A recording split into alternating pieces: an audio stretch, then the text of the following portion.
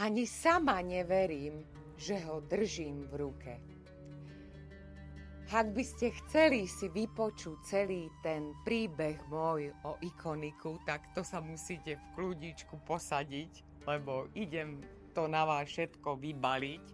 V prvom rade ja som si myslela, alebo moja predstava bola ako Hurvínek Válku, že túžila som od tej Venezuely som túžila mať svoj parfém, lebo tá vôňa proste má ako keby z neba dostala a ja som ju mala v hlave, tú vôňu. Ja, viete, za komunistov tu čo voňalo? Nič. A odvtedy som nad tým premýšľala. Ale my sme tu poskúšali, ja som, viete, čo mám veci od Roberty, z Babylon, oni všetci majú parfémy, tak oni mi dali kontakty na týchto Európanov, čo vyrábajú parfémy, ale ja som to voňala, stovky tu sme voňali, ale to nič proste. A oni sa ma pýtali, prečo, veď to je krásne a tak, ale ja nebudem predávať niečo, čo proste nie som ja. Ja som chcela niečo, čo úplne, ale totálne bude vystihovať moju osobu. A tak ma zobral Kevin Gusafovi do Dubaja. A ja som tam prišla, že teda chcem parfum a tak, nie, štýl Hurvínek Válku a on povedal mi, že Monika, ale ja najprv musím pochopiť tvoju dušu. Čiže ja som mu rozpovedala celý ten môj príbeh, ako ma zasiahla prvýkrát v Karakase, tá vôňa, ktorú som mala v nose a ktorú som stále mala v hlave. Počas toho života som skúšala tie parfémy, roky som používala Dior Addict, ale to bola asi tak jediná vôňa, čo som si našla, že mohla by byť, ale mi tam niečo na nej vadilo. Potom som prišla do Louis Vuitton a ten ma očaril a tam som ja pochopila, že čo je vlastne oud a to mi vysvetlil Husafa, že ten oud, keď dáš do parfému, tak on ti preto dlho vydrží, lebo strom dostane infekciu, začne sa proti nej brániť, vytvára si protilátky a z tých protilátok sa ťaží oud, čiže to je príroda. A ešte ma dostalo to, že proste on tie parfémy robí bez alkoholu, čiže nevyprchá ti, a je to také mliečkové, ale tá vôňa ti tam dlho vydrží, pretože ti ešte aj hydratuje celú tú pokožku. Viete, ako my sme zvyknuté túto do dekoltu sa striekať a potom ti to len vyschne. Takže všetko ma tam dostalo. A ja som mu to rozprávala, ten proste môj životný príbeh, lebo to je ako, viete, tam je v tej fabrike to je normálne mystéria, lebo oni to tam všetko miešajú a on, ak ti chce na mieru urobiť parfém, tak mi to perfektne povedal, že on najprv musí pochopiť moju dušu. Tak viete, ja plačko, ja som mu tam, všetko som mu naložila na hlavu, ale tak to bolo v mojom živote. Proste ja sa za to nehanbím. Ja som prišla z Venezuely, veľká hviezda na mňa nebolo, tak som sa aj chovala, ale pracovitá pana, ja som 10 rokov robila, potom som sa jedného dňa rozhodla, že už mám všetko, domy, stromy, technické záležitosti, takže idem sa venovať len rodine, no ale človek mieni, Pán Boh mení a mne sa stala tá najhoršia vec, že vlastne to, čo som mala vysnívané, tak to sa mi zrútilo ako domček z karát. Ale nie, že tak, že vieš, dobre, tu žiješ si, akože nájde si druhú, dobre, ale len to by ste tu boli na dlho, to ešte poviem, ale teraz chcem hovoriť o tej vôni. Takže ja som, deti, spadla nie, že na dno, ale ja som spadla na -20. A z tohto aj tam boli vône. Preto, keď on mi, viete to my sme, že dal ružu dal šafrán, dal oud a my sme uberali, odoberali, pridávali a ja som to stále voňala a furt som to šomrala. Potom, keď tam dal tú brezu, tak tá breza, viete, to je taký strom, taký chudáčik, taký smútok. Ale aj ten smútok je v tej vôni, viete, lebo to proste vás to v živote tak stretlo.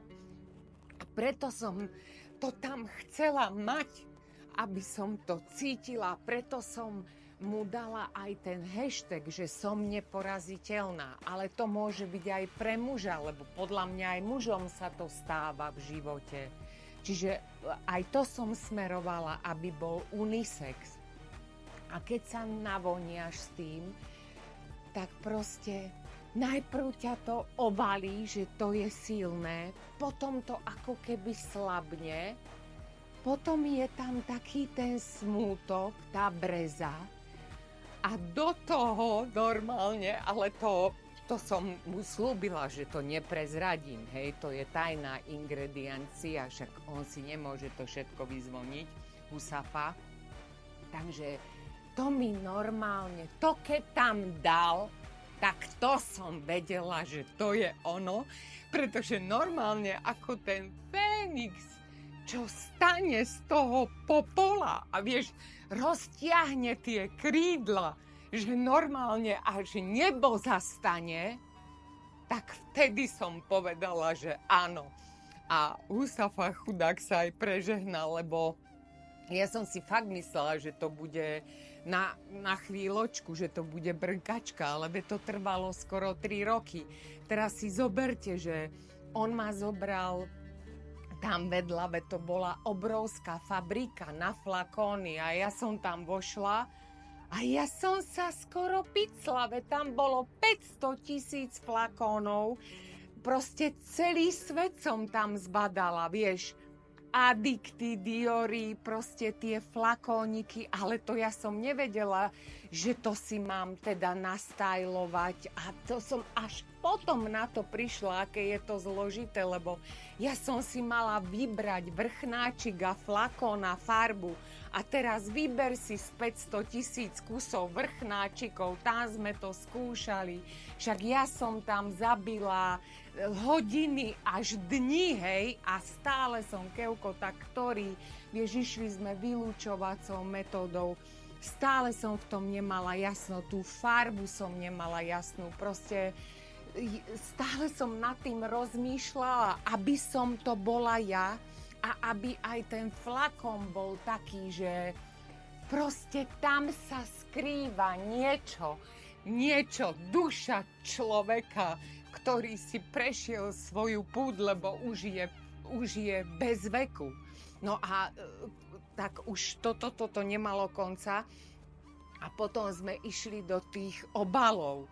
No tak to ďalšie bolo. Viete, koľko tam bolo verzií? Takto otvárací, vysúvací, takto zatvárací, farba. No zase som bola tam, kde som bola, že som sa nevedela rozhodnúť.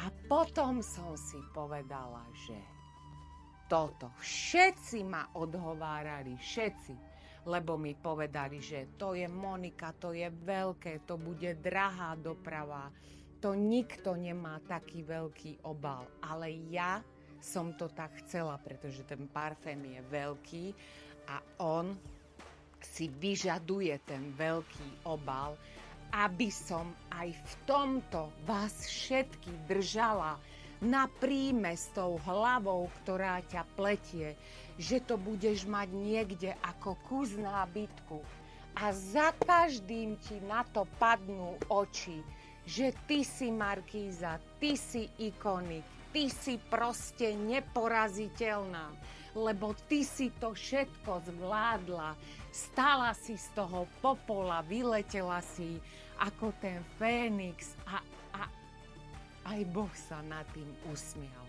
Čiže toto nie je parfém. Toto je sila, toto som ja a toto ste vy. A teraz vám ho ukážem.